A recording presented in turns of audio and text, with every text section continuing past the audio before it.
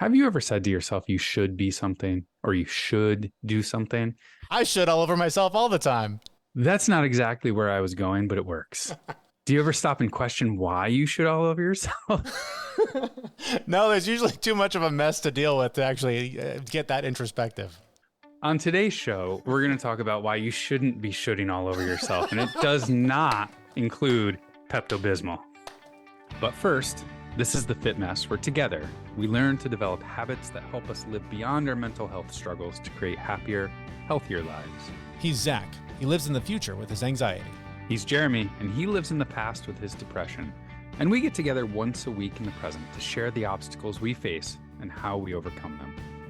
Zach, you know me, I can be my own worst enemy when it comes to trying to make self-improvements and things. I like to get in my own way. I like to let myself off the hook. I like to listen to all my limiting beliefs and all the stuff that normally goes along with it. Don't worry, you're my worst enemy too. So I'm taking a walk in the woods the other day, listening to an audiobook. It's called Saving Time, and it's written by Jenny Odell. The premise of her book is not so much about how to get more time, how to fit more into your day and optimize your schedule and all that. Ultimately, it comes back to the idea of making the most of the time that you have, because who knows, today could be the last day. You never know.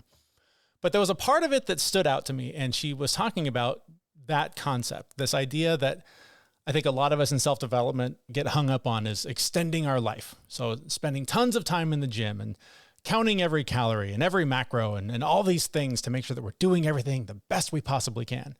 And she raises the question, are you really living if you're spending all of your time focused on extending your life? And I felt that familiar pull to like, oh yeah, you don't have to do all this stuff. This is bullshit. You can just just enjoy the moment, man. Just feet up, let's catch some waves and just chill. This is going to be awesome.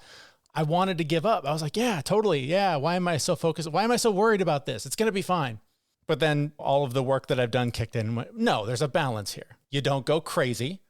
You don't go off the deep end and focus all of your energy on that. You put in enough to do your best and simultaneously try to enjoy the moment at the same time. Yeah, this is literally classic 80-20. You'll get 80% of the results with 20% of the effort. And then the last 20% of the results you'll get with 80% of the effort. Like at some point, it's not worth it. Like get the 80% with as minimal effort as you possibly can. And then the rest of it's almost not worth chasing. From a life expectancy perspective, you will waste all of your time trying to get that last little bit. And it's not worth it. It just reminds me of all of the times that I've been out to a restaurant out somewhere and someone's like, oh, come on, live a little, have a piece of cake or whatever. Okay, yes, that's one thing. And like you're saying, 80-20. But when that turns into, well, the next night, another choice that doesn't meet with what I'm trying to do, another choice that doesn't meet with what I'm trying to do.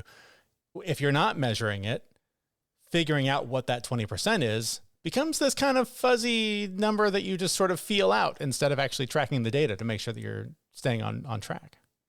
Yeah. I mean, I don't track it anymore because I've got it pretty dialed in.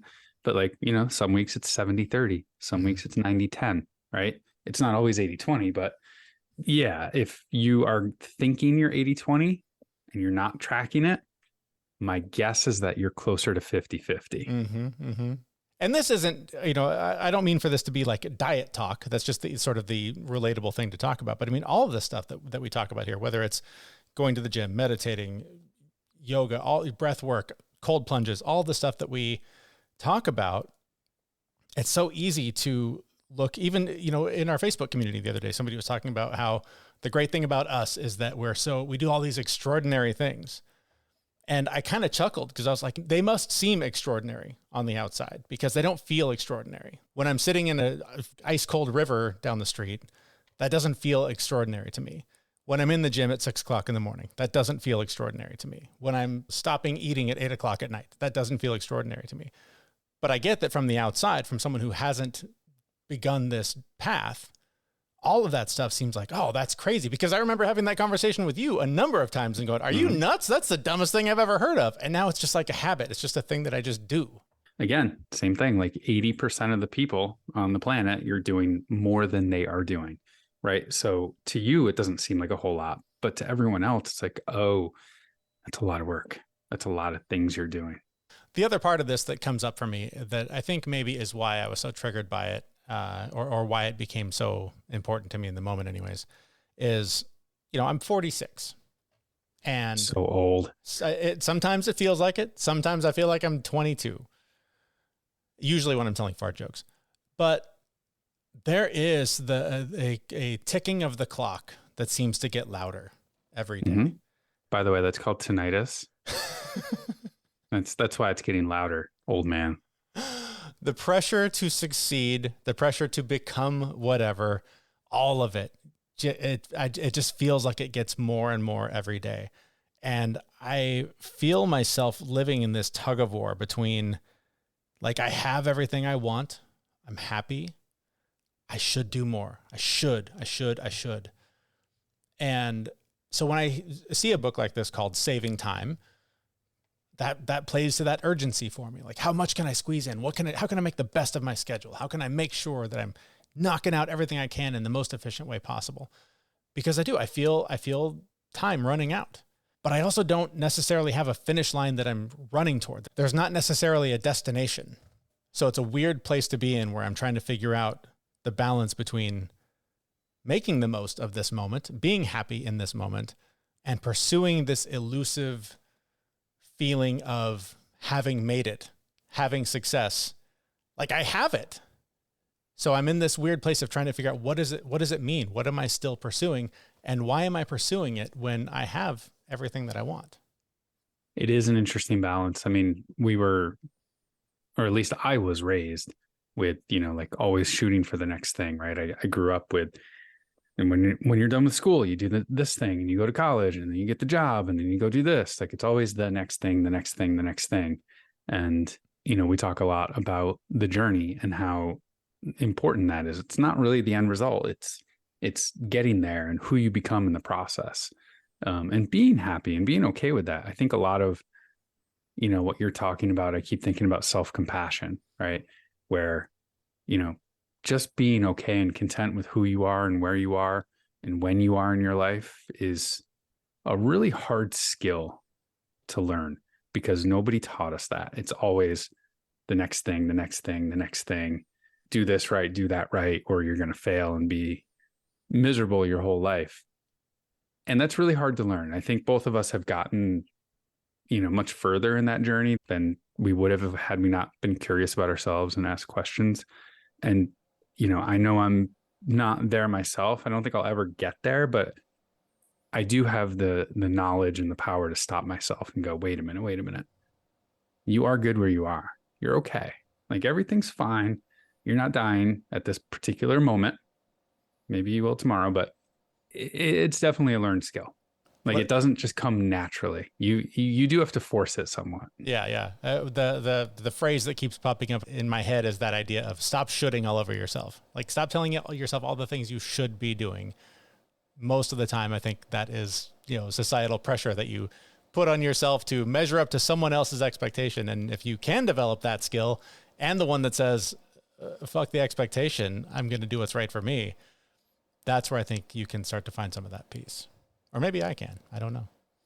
I think any of us can, right? We can always do better in that arena. There's always going to be room for improvement until the day you die, right? We're never going to get there 100%. And again, that goes back to the journey, not the end goal, because the goal is to be content all the time with who you are. None of us are ever going to get there. But to be able to recognize that you can choose to be content. You make that choice. It's never going to come a day where you're just done and you're content and there's never anything else you have to do. You'll have moments of it. And when you do have those moments, like, take them in, savor them. But it's always a choice. It's always a choice. You choose to be content, or you choose to want more. It's up to you. When I should on myself, I make sure I'm near a bathroom because it's about to get messy.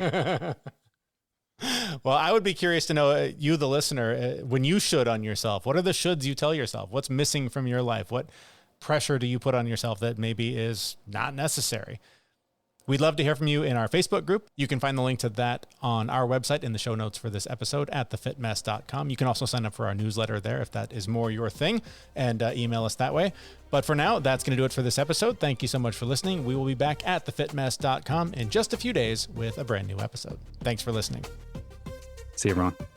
We know this podcast is amazing and doesn't seem to lack anything, but we need a legal disclaimer. Prior to implementing anything discussed in this podcast, it is your responsibility to conduct your own research and consult your physician.